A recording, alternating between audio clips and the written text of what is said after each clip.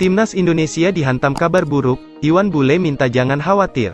Timnas Indonesia akan menjalani laga penting kontra Filipina di fase grup Piala AFF 2022, berlangsung di Rizal Memorial Stadium, Senin tanggal 2 Desember tahun 2022. Jelang laga tersebut, skuad Garuda dihantam kabar buruk, Jordi Amat akan menjadi penonton pada laga tersebut karena akumulasi kartu.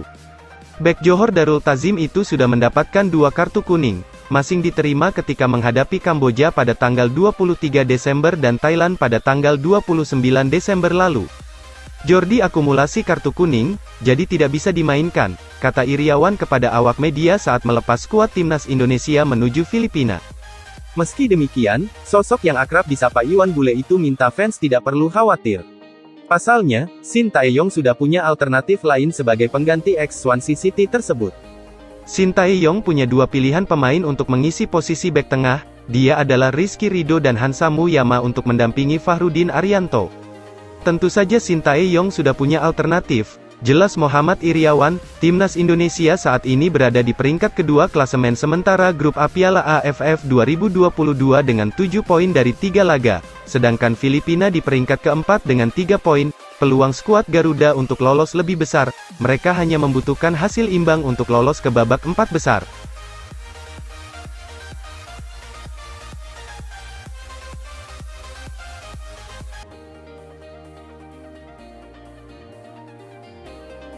Hidup mati di laga pamungkas, Filipina ngotot ingin kalahkan Timnas Indonesia di Piala AFF 2022. Sejatinya Timnas Indonesia hanya butuh hasil imbang untuk melaju ke semifinal Piala AFF 2022. Hal itu karena Timnas Indonesia saat ini mengoleksi 7 poin dari 3 pertandingan yang sudah dilakoni. Skuad asuhan Shin Tae-yong itu 2 kali menang melawan Kamboja dan Brunei Darussalam serta bermain imbang kontra Thailand.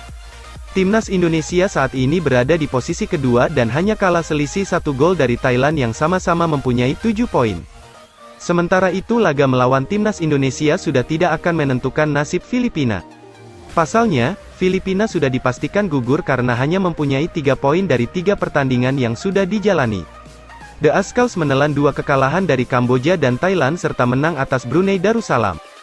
Meski sudah tidak menentukan bagi The Azkals, Timnas Indonesia tetap wajib waspada.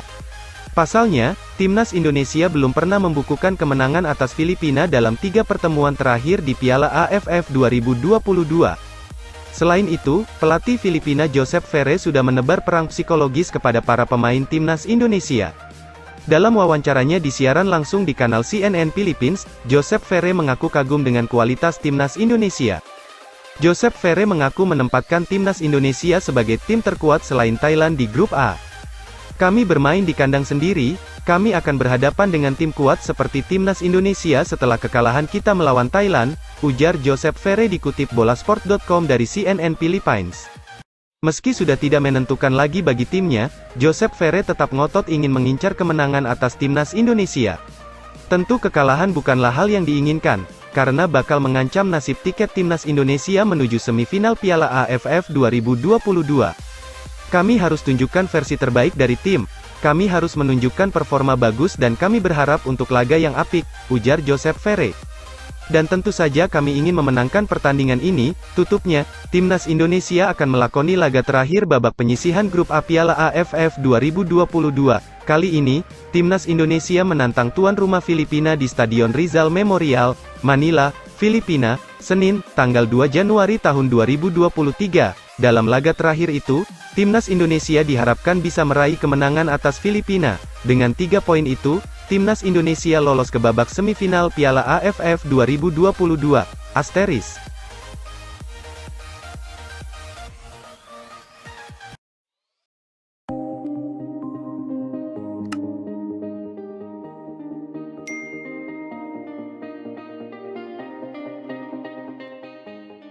Doan Van Hau juga dibenci supporter Timnas Vietnam. Pemain bertahan Vietnam, Doan Van Hau juga jadi pemain yang tidak disukai oleh sebagian fans Vietnam.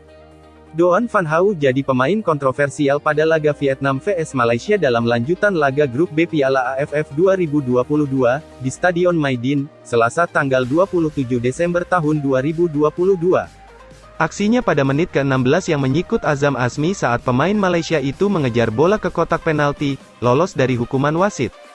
Tak cuma sekali Van Hau berduel sengit dengan Azmi. Penalti kontroversial Vietnam yang jadi pembicaraan publik Asia Tenggara juga berasal dari duel dua pemain tersebut di babak kedua. Van Hau yang berebut bola dengan Azmi terjatuh di dekat papan iklan.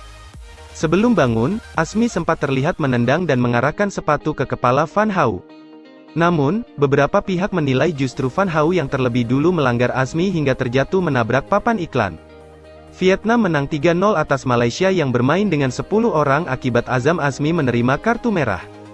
Doan Van Hau pun jadi salah satu pemain yang dibenci supporter Malaysia akibat dua aksi kontroversinya itu.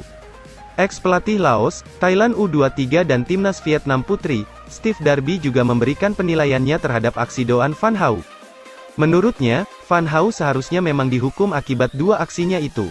Saya pikir Malaysia harus diberi hadiah penalti dalam situasi ini, karena Van Hau melakukan kesalahan fatal, pada menit ke-16, ujar Darby dilansir bolasport.com dari VN Express. Kesalahan konyol karena Van Hau tak perlu menghentikan pemain Malaysia itu, ketika kiper sudah akan menangkap bola. Wasit jelas membuat kesalahan karena tak memutuskan memberikan penalti. Bahkan asisten wasit yang berdiri di pinggir lapangan hanya diam, lebih jelas melihatnya. Pada menit ke-59, saya pikir Van Hau melakukan kesalahan pertama dan mendorong Azam Azmi hingga jatuh ke papan iklan. Saya melihat tayangan ulang gerak lambat beberapa kali, tetapi tidak melihat bek Malaysia itu menendang Van Hau, mungkin itu tidak disengaja, tambahnya. Ucapan Steve Darby soal Doan Van Hau yang dimuat VN Express diaminin oleh pendukung Vietnam sendiri. Sebagian besar supporter Vietnam juga tak suka dengan aksi Van Hau saat laga lawan Malaysia, terlihat dari total 393 komentar di artikel VN Express. Benar, Van Hau harusnya diusir dari lapangan, tidak bisa dimaafkan sikutan buruk seperti itu, kata komentar Bruiser Kuang. Benar, Van Hau adalah pemain yang menggunakan lebih banyak kekuatan ketimbang otak, timpal tuan. Meski saya orang Vietnam, saya setuju dengan Steve Darby. Van Hau tidak sportif, dia layak di kartu merah, kata Antoine Lin. HTC 1994.